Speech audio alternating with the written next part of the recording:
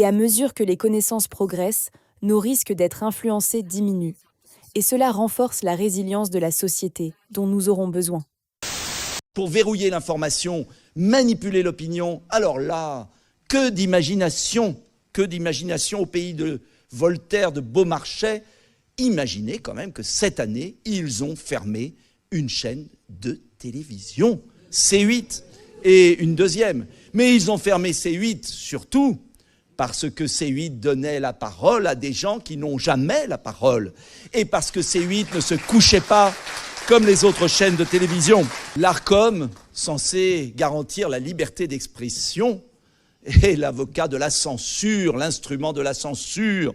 C'est une honte absolue. Les réseaux sociaux, les fameux réseaux sociaux, qui nous sauvent parfois. Mais le président de Meta, M. Zuckerberg, a avoué que nous avions été censurés sur ordre des gouvernements pendant la période Covid.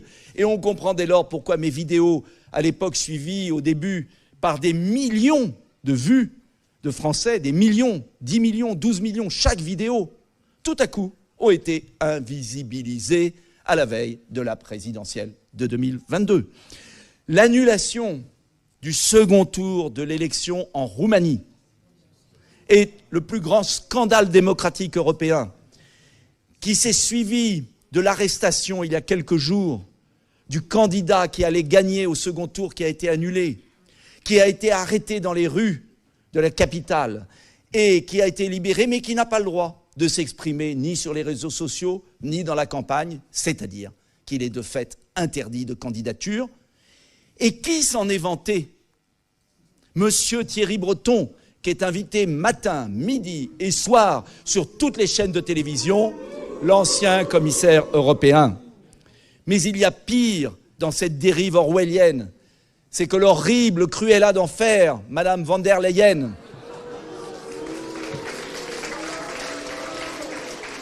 a même théorisé dans un discours de mai 2024, que je vous invite à regarder, elle a théorisé ce qu'elle appelle le bouclier démocratique européen, visant, je cite, à inoculer comme un vaccin, je le lis, un pré-bunking contre les ingérences extérieures et les divisions internes.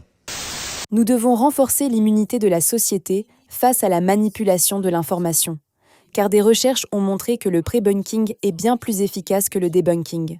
Le pré-bunking est fondamentalement l'opposé du debunking. En bref, mieux vaut prévenir que guérir. Si l'on considère la manipulation de l'information comme un virus, plutôt que de traiter une infection une fois installée, c'est-à-dire le debunking, il est préférable de vacciner pour inoculer le corps. Le pré-bunking suit la même approche, car ces informations sont liées à la transmission d'informations.